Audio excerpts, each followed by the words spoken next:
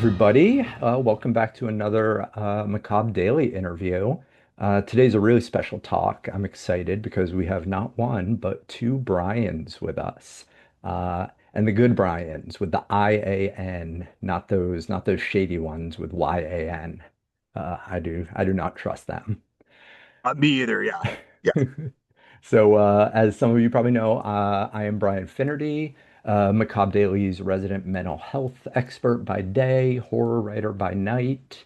And today we're joined by a much more impressive Brian than myself, Brian Asman. Um, he is a published author. He's written, I believe, seven novellas and books and collections of stories. Also a producer, director, writer of film. I think you have one feature film and one short film that you've done. Um, yeah, and welcome to Macabre Daily. Thanks for chatting with us today. Hey, Brian, thanks for having me. Really happy to be here. Yeah, yeah. Um, so the first, obviously, the reason we have you here is to talk about your most recent book, which is getting released on October 7th. Is that correct? Holy shit, it is? Wow. No, just kidding. Yes, The- October 7th, my new book, uh, Man, Fuck This House and Other Disasters, yes. comes out. And this is it's a bit of I'm calling it like a reimagined version or a remastered version of my novella, Man, Fuck This House. So there's brand new chapters, sections have been rewritten, kind of dialed some things up, dialed some things down a little bit. And then there are six additional short stories in the volume as well. Yep. Yeah. And I have to say, I was like, up until this interview, I was just wondering, and I was so curious to hear how you were going to say the name of the book, because I feel like this is this is just not one of those books you can just say the name of. All like blasé, like you can't just say, "Yeah, we're here to talk about Man, Fuck This House today." Um, it's like I feel like the title is a Rorschach test in terms of how will people say it. So Yeah, in my mind, absolutely. Yeah, you I have had to a yell bunch of it. extra A's. It's like, man, fuck this house. Yes, exactly. Exactly. You have to say it like you're fed up. Like Hmm. that's the only, you can yell it, you can sound disgusted, you can sound like just like you're completely over it, but you can't mumble it. Don't mumble it. Yeah, there's no wrong way to say it as long as there's emotion behind it. Yes. Yes, exactly. So, but before we get too much into the actual book, is it okay if I like fanboy out for just a second? Uh, Please, yes, please. because I know it's cliche to say this, but it is very true in this case that like I was a fan of this book before it was cool. And I brought props. So Okay. I Can't wait to see have him. what I think was like the original printing of the That book. is the original printing. Yes, So yes. yeah, no asterisk yet. I have Yeah, the untarnished title. yeah. And Collector's item right now, by the way. If you, even yes, hey, including there we go. Great name. and a cute little ghost. Yes. And then it even came with on my water bottle this, oh no, Those are the old stickers. I haven't seen that in a yeah, long time, actually. this awesome sticker. Yeah. Um, this like way before I was doing anything with Macabre Daily or doing any kind of writing, I think I came across your book kind of the way that like most people did, where am I remembering correctly that the title just kind of went viral online? Yeah, it did. So the book came out in 2021 originally, and Mhm. it did pretty well for a couple months. And then in like the end of March 2022, there was a writer, Molly Hodgson, who is she co-wrote like one of the Jurassic World movies, and I think she Mhm. worked on Rogue One. Yeah, Star Wars Rogue One as well, and a couple other things. She tweeted about the title, and then that became like that got screen grabbed, and then that whole thing just went mega viral. And so there was just a deluge. It was I think I got up to like the number 98 bestseller in the entire Amazon store worldwide at one point. Was the kind of the apex of the book, which is pretty cool. Mhm. And then it had a very long tail after that. And so around that time, when it was, within a week or so of it popping off, is actually when I started getting a lot of film interest, which was cool, but I had no idea what to do. So I called my agent and I'm like, what do I do with these offers with random people? And she's like, I have a friend who is a long time he does representing books to film basically, Okay. it's and so we had a conversation with him. He agreed to take on represent the film rights, but he also works for Blackstone. And he's like, "Hey, what if I buy this book and republish it?" And Okay. so we were like, "Cool." So that was kind of always the plan, similar to Eric LaRocca's book. Things have gotten worse since last we spoke, Mm. which Yeah. was acquired by Titan, and then they put that out with two additional novellas. That this is the same plan here. Basically, I call it pulling a LaRocca. Nice, nice. So does that mean that there is like a movie in the pipeline? Yes. Or So are you we allowed to talk about that? Yeah, well, it's early in the pipeline, but Yeah, yeah, I yeah. can talk a little bit about what's going on with that. So we sold the film rights the first time to a major streaming service, Hmm. and after the writer's strike, they canceled a bunch of projects, and that Sure. was one of them. Yeah. And then we got the rights back, and so my amazing agent Brendan turned around, and Brendan Deneen, he turned around and sold it to a major studio who has been developing it since 2023. And so right now they're developing it as a TV series, actually. And Okay. so right now they're having meetings with various streaming services to see if they want to pick up the series. So, hey, that's unfortunately no major news yet, but Yeah, hey, fingers crossed, right? absolutely. And we'll So, have you back to talk about that if yes. and when it comes about. Absolutely, yeah. And then I should also mention too that we have optioned two of the stories in the new volume, by the way, and two of the short stories. Oh, fantastic. Are So yeah, you able to share which ones? I think it's probably, I guess, I think it's okay for me to say In the Rushes and Beware the Hurly Burly, Okay. um, but are, very early. But, it's nice getting some film interest across the board for That's these things. awesome. So I think we'll get into some of the details, but in the rushes, apart from like the main novella, Man, Fuck This House, that was my favorite story in the book. thank Um, you. Thank you. yeah, I Very think cool. as a like, you project yourself into stories and whatnot. As a father of a child that we got through adoption, that story really, really spoke to me. Oh, well, that's really cool. So I'm actually adopted myself, Oh, which is really? where that angle came from. Oh, Yeah. okay. So yeah, okay, wow, that's really interesting. Oh, Yeah, yeah, and yeah. I'm glad that it was personal. I feel like adoption isn't often covered in popular fiction very It's much. not. No. You And know, not in like kind of the way that you did it too, where I mean, if adoption is in a story or adoption, foster care, anything with like kind of non-traditional families, it's always like the point, right? I, And it's like the source of some deep dark secret, like no, I can't think of an example right yeah, now. Like well, the Omen, right? Or something. yeah, or like the trope in every fantasy about the orphan kid. So like Luke Skywalker is an example of this, for example. You know. Definitely. But yeah, this An example of story. this, for example, my God, I really need a thesaurus. Are you a professional writer by any Yeah. chance? Okay, yeah, this is where my secret comes out. I actually pay someone to ghostwrite all of my stories. I'm just a pretty face. But I've yeah, never even like read most of them.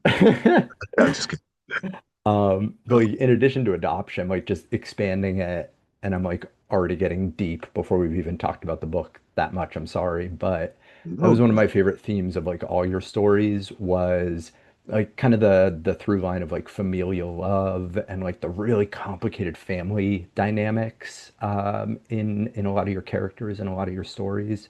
Um, Before we were recording, I was trying to think of like a non uh, invasive way to ask you, like, so what's the deal with your family? Because this stuff seems to come up in your writing a lot.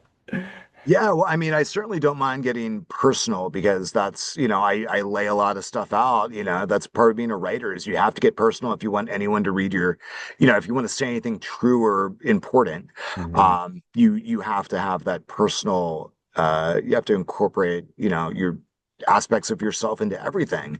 I mean, even if you're writing like kind of boilerplate thrillers, you're incorporating aspects of yourself into it. Hmm. to some extent, right? And so for me, it's important to and we can talk let's talk about this in the context of the main story real quick. And one of the Yes. inspirations that led to it was in the mid 2000s. There was a book called Post Secret. It was like a big coffee table book, and it was a website where they encouraged people to just like email them anonymously a secret, like any Okay. secret.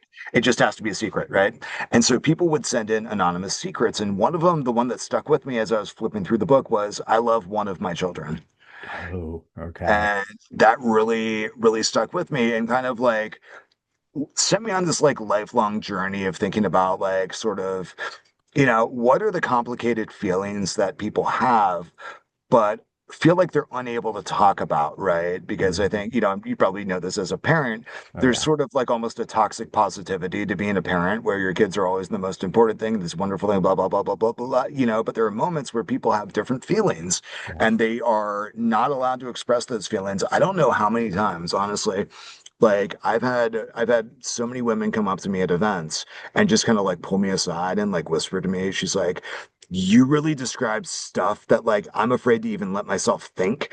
And it was so Yeah. refreshing seeing that.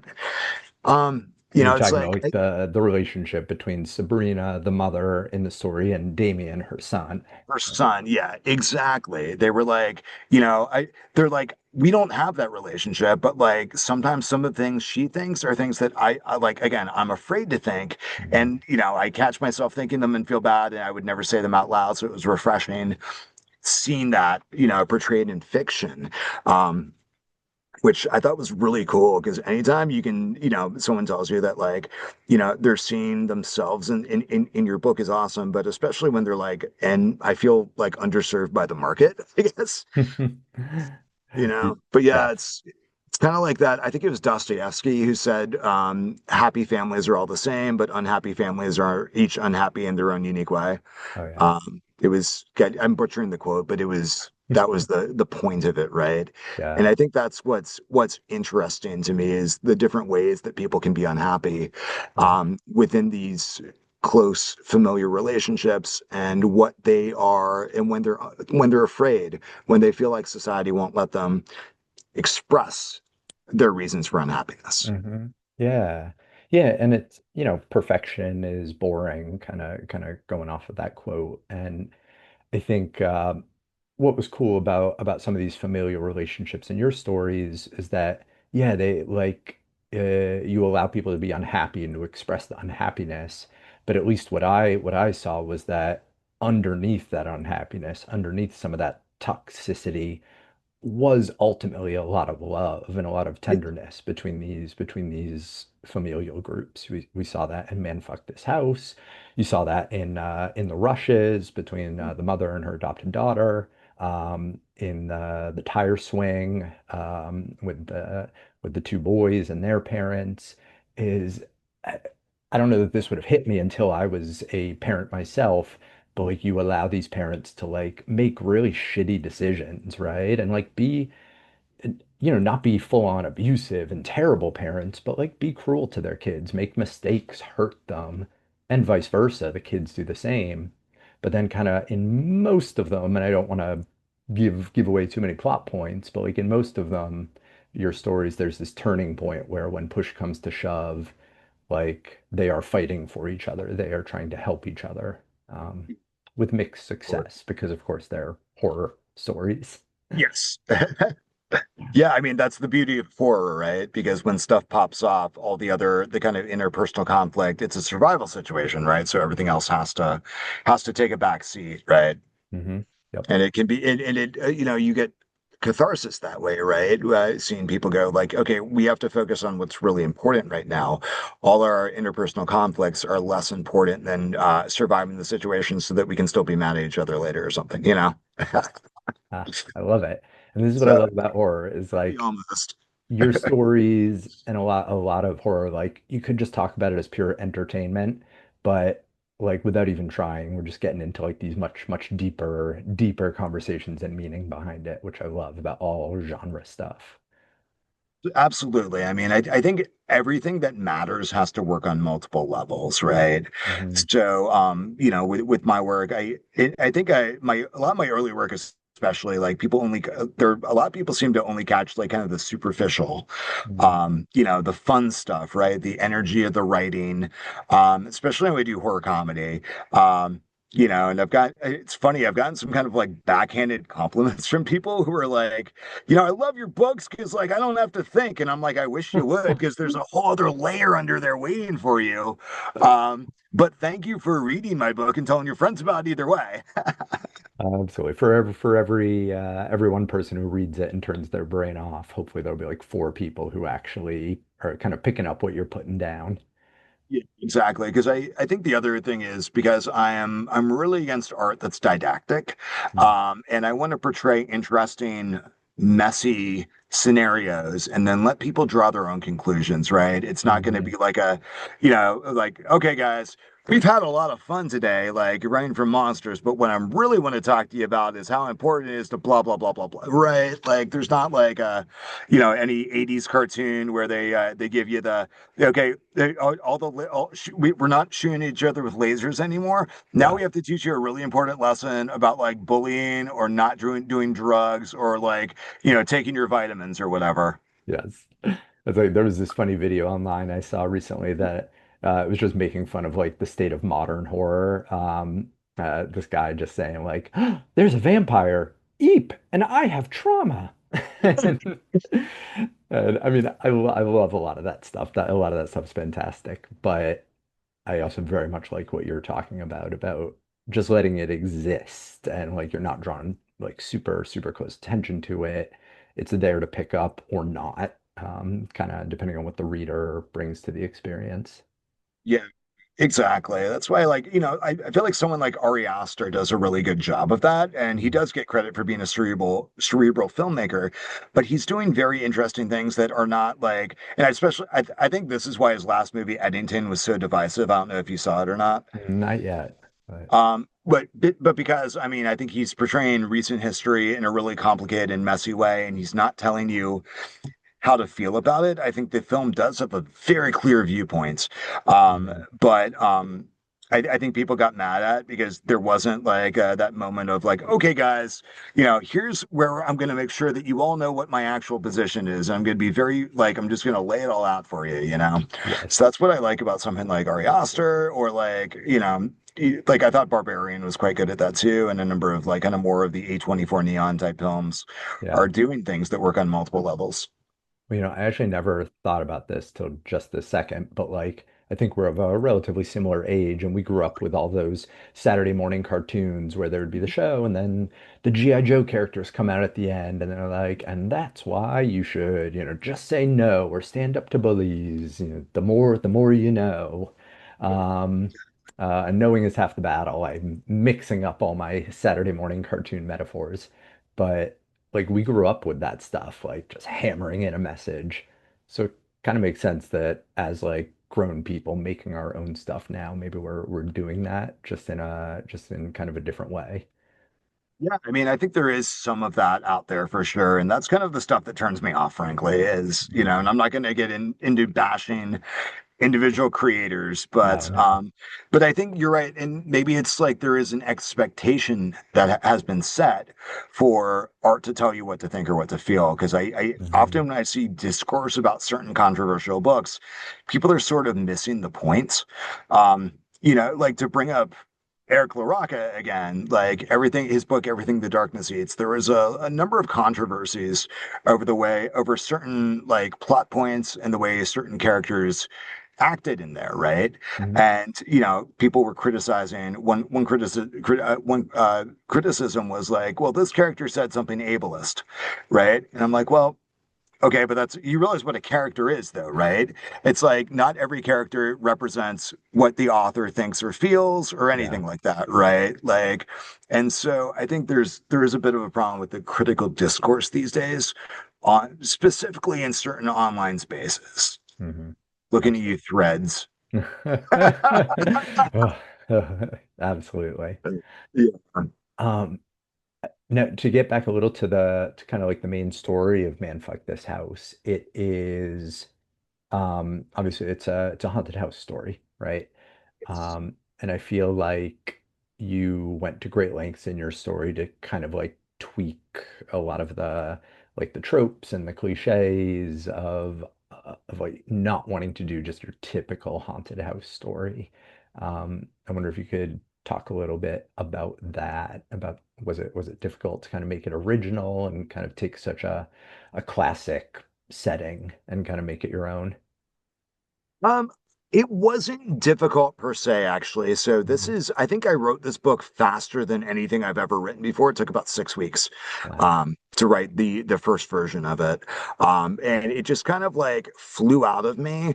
I think I don't want to sound like I'm tooting my own horn too much here, Yeah, but this I is the think place to do it. yeah, yeah. But so I think generally I have a very skewed view of the world around me. And so Mhm. everything I see or do, I'm interpreting through this like kind of weird lens. And so when it comes time to say, write a book about a haunted house, I'm bringing my own sensibility with me into it. So like the book is gonna like pretty much anything I do is probably going to be like a bit of a subversion of tropes or something, Mhm. or just a unique spin on things. Because for me, I actually can't do like a just a paint by numbers kind of bland whatever. At least I hope I Mhm. can't.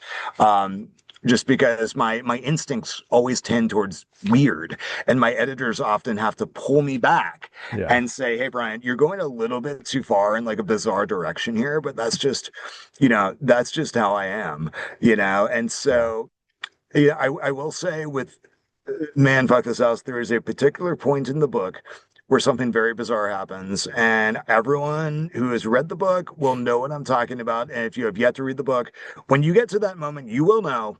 And there was that moment as I'm sitting there writing that scene, I'm thinking to myself, I had a different idea. I was like, this could go one of two ways. I could go in Okay. this direction, or I could do what I did. And I was like, what I did is it could be divisive, but I decided this is just what needs to happen here. I Mhm. need to take a big swing here, and if Yeah. it doesn't pan out, then whatever. Like that's kind of how I feel.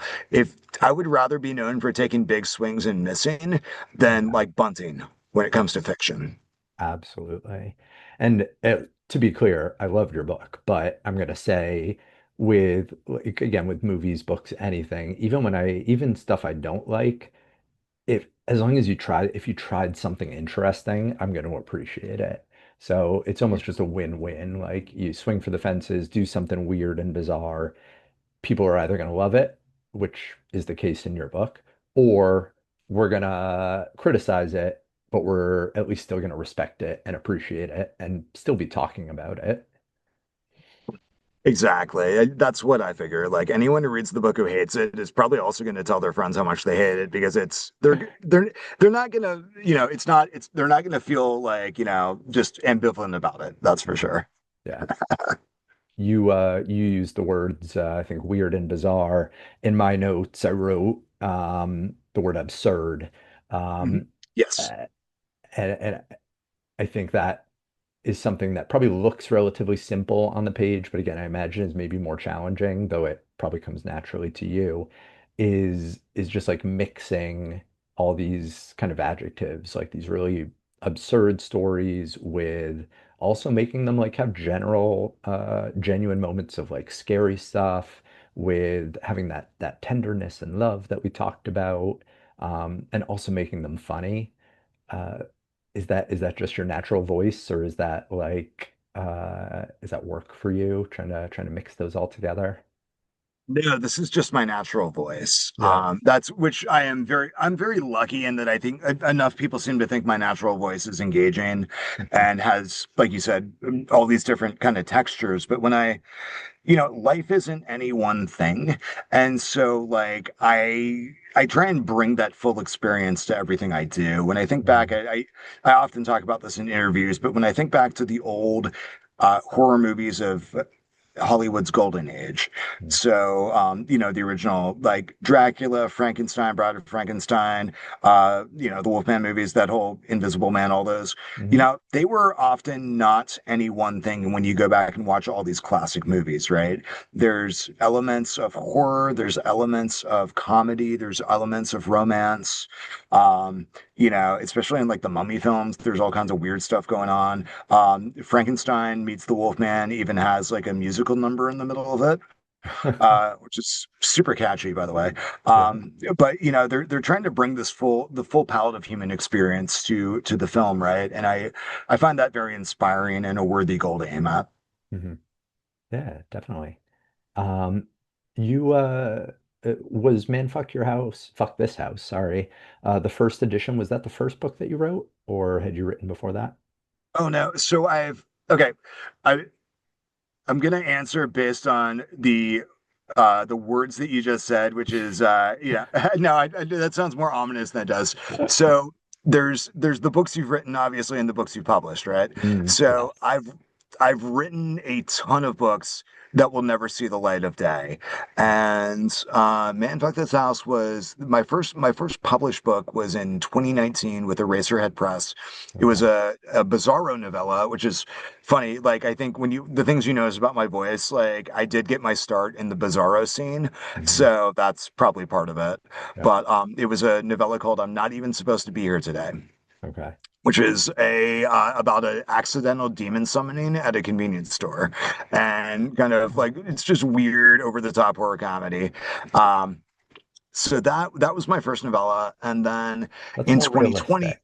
It's like if a demon's gonna get summoned, it's probably gonna happen by accident, like sometime after midnight at some random 7-Eleven. Yeah, yeah, it was actually based on a true story because I was at 7-Eleven and there was a guy banging on the windows and screaming gibberish at me for reasons I don't know. Later, about 2 hours later, actually, I was riding my bike on the boardwalk and he popped out from behind a tree and started screaming at me. And that was very strange. It was like he followed me like, 6 blocks away somehow, just emerged. He was popped up in random places. Yeah. Anyway, I I had this idea in my head listening to him scream gibberish while I was trying to buy a Gatorade or whatever. What if someone screaming gibberish accidentally said the words that you would need to say to summon a demon? Because Yeah. it's kind of the million monkeys, million typewriters Yes. principle, right? Like you scream enough gibberish, eventually, if there is an incantation that can summon a demon, someone's going to say that, Yep. right? And so that's essentially what happens in that book. So Just that was my as just as realistic as like playing a rock and roll record backwards, you know? Yep, exactly. So that was that book, and then so in 2020, I started working on more novellas. So my agent and I were shopping a crime book at the time, and publishers closed for agent submissions for the first time in history. Mhm. And so I was like, okay, well, I feel like everything's just kind of on hold right now. And she's like, why don't you try writing some novellas and then putting them out yourself? And so I decided I was going to try and write novellas in a couple different genres and then use that as kind of, just show off my range. You Yep. know, look what I can do. So the first one was a sci-fi slasher set on a spaceship called Jailbroke. That came out in January 2021. And Mhm. then a couple of months later, a book called Nunchuck City, which is essentially, if you ever played games like Double Dragon and Bad Dudes, it Yeah. was sort of like the unlicensed adaptation of one of those games in book Okay. form. My other comparison I make is it's kind of like the Rick and Morty version of Ninja Turtles, where it's like Rick Wonderful. and Morty is Back to the Future with like really messed up humor. This is kind of like Ninja Turtles with a really sick sense of humor Okay. as well. So it's loaded with action movie and cartoon references, and it's just like nonstop crazy ninja action jokes, etc. But with also kind of like a lot of heart to it. And Hmm. it's also actually super political. And no one's ever picked up on the political stuff, but it's also super political. And then after that, Man Fuck This House came out in October of that year. So that was my one, two, three, fourth novella. Okay. Okay. that I published, but again, written a bunch of stuff. That was a Yeah. very long answer to your question. Was this the I first thing you wrote? I like it. I like it. That's yeah, that's how we fill time in an interview, right? You gotta Yeah, exactly. someone's Yeah, gotta talk. yeah, exactly. Yeah. Hey, no blank space. Yeah, yeah, And it exactly. sounds like everybody listening has to go back and reread Nunchuck. Oh gosh, I'm sorry, Nunchuck Nunchuck City. City. So Oh, it's darn it. it should be in my bio if you link to it. And I do sell signed copies through my website. But that is honestly one of my books that I wish more people would rediscover. Mm, Because the people who have read it love it and actually did pretty well for a self-release novella. yeah. But I really feel like it's a super fun world. If I could, I would probably just write stories in that world for the rest of my life. Um, yeah, it's just super fun. Are there any, it sounds like you've played with a bunch of different genres. Like, are there any genres that you haven't had a chance to kind of play around with yet that you would like to? Yeah, I mean, I honestly, I like the idea of modeling my career on someone like Joe Lansdale, Mhm. who just writes Joe Lansdale books, and he's written like in every subgenre you can think of, Oh, or my Jonathan Mayberry, who I see quite a bit out here. He lives in San Diego also. mhm. We've actually got an event coming up. He has a new book coming out at the same time I do from the same publisher, so we're doing an Okay. event together at Artifact Books in Encinitas on October 11th, which will be super fun. But he writes everything, Yeah. from, military style thrillers, sci-fi, horror, Hmm. fantasy. So to answer your question, there are definitely a lot of genres I would love to write at some point. I've written very little fantasy, but would love to write more of that. Yeah. Thrillers. My next book, which I can't talk too much about yet, but that is a little bit more of a thriller. It's kind of like it's horror but thriller adjacent, which I can hopefully get some crossover to that crowd who doesn't Yeah. usually read horror. Um, there's a lot of different things I'm certainly interested in writing. One thing I really want to do though is write series at some Mhm. point. And I've been kind of slowly, in the background, kind of working on some stuff in that direction. But I think it's kind of fun when you have recurring characters you can come back to and like kind of see grow over the course of several books. Mhm. Yeah, absolutely. Um, so like going back to the collection a little bit, I know we talked about kind of the through theme of like family and complex relationships. Are there any other kind of like broad themes that you felt like tied the stories together that you would want to draw attention to or want people to be kind of keeping in mind as they read? Oh, that's a good question. I think generally I'd prefer readers to kind of see what themes emerge for them, Hmm. rather than try and impose, what I was trying to do on them, right? Because Yeah. first and foremost, I don't have themes in mind when I start writing for the most part. Yeah. I start with like, okay, here, I actually generally start with like either character or just like scenario, Hmm. and then just kind of like expand from there. I just have my impact points, and then it like, reverberates out from there. And so I think the theme kind of like presents itself to me, or theme or themes present themselves to me as I'm writing, and they just kind of emerge organically. Yeah. Yeah. Definitely. And So I think that yeah, does happen naturally because like everybody has, we all have that just kind of like subconscious stuff bubbling around underneath us that comes out in our writing or our work. Um, yeah. So I just try and write stuff that I think is interesting, and hopefully people can take away their own ideas from there. Yeah. Yeah. I know one of the things that I noticed was like it feels like you have an interest in kind of like mythology, both like classic and modern. So you have like in one story like the basilisk makes an appearance.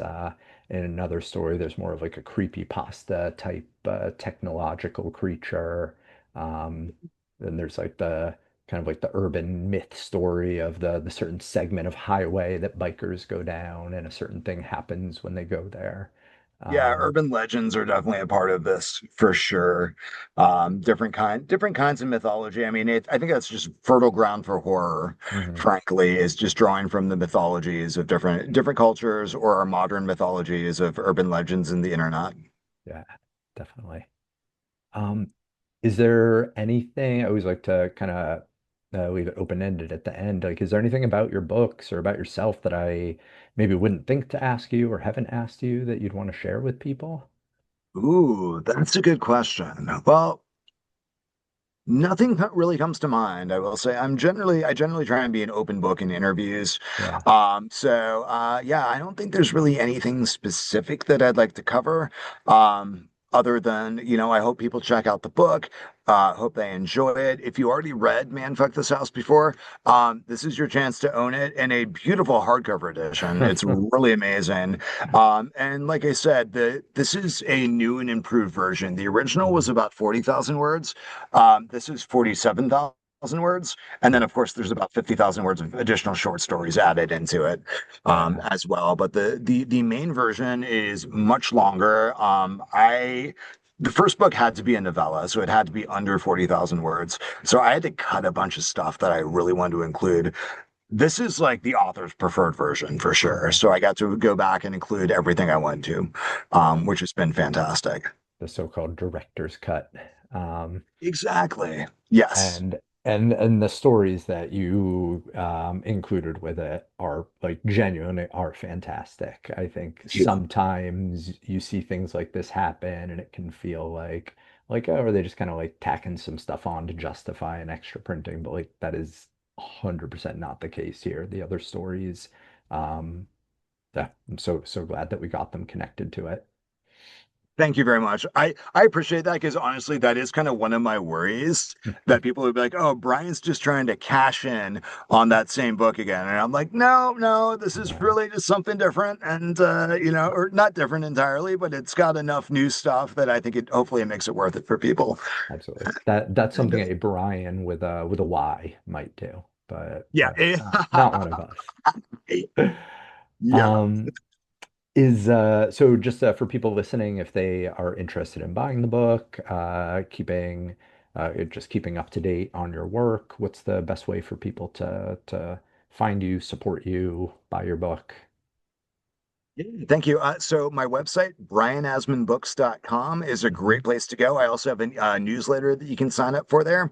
I'm on socials as at the Brian Asman. I am primarily on Instagram and Facebook these Mhm. days. So that's the best place to find me. I post a lot of videos on it, a lot of reels on Instagram. And so I do everything from fun skits to writing tips and things like that.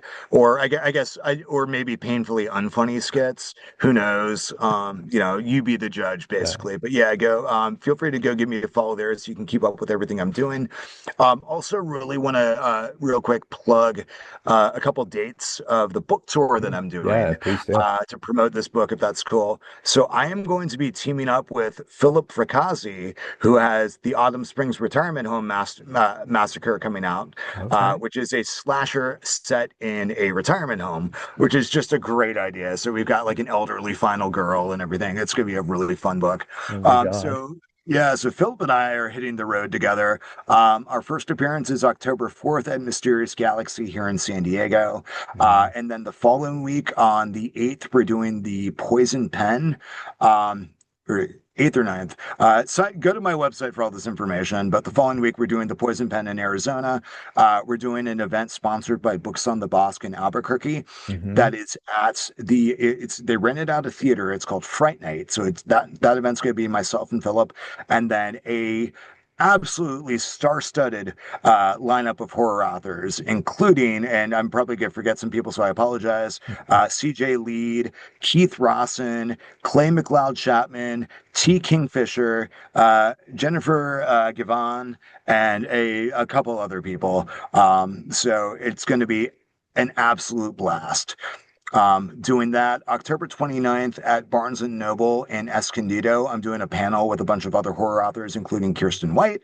So if there are any Kirsten White fans in your audience, definitely go check that out. Oh yeah. And then I'm going to be at the following week, I'll be at the Louisiana Festival of Books. this time also with Philip Fracassi. And then on November 2nd, we're doing an event at Octavia Books in New Orleans with Christina Henry, which I am super excited for. So just a number of really awesome events coming up. And like I said, either follow me on social media or sign up for my mailing list so you can stay on top of that. So if I'm coming to a town near you, I'd love for Mhm. y'all to come out and say hi. Oh, absolutely. And I think a lot of our listeners are familiar with a ton of those books and authors that you mentioned because I selfishly grabbed the opportunity to talk to you because I love your book and I had the sticker, so I won. But I'll have to connect you with Sean O'Connor, who is the guy who does our paper cuts kind of imprint of Macabre Daily. He's Oh, done cool. interviews with a lot of those authors that you mentioned. Um, Fantastic. yeah. Yeah. And Yeah, it's how the hell do I you feel so memorize lucky. all that?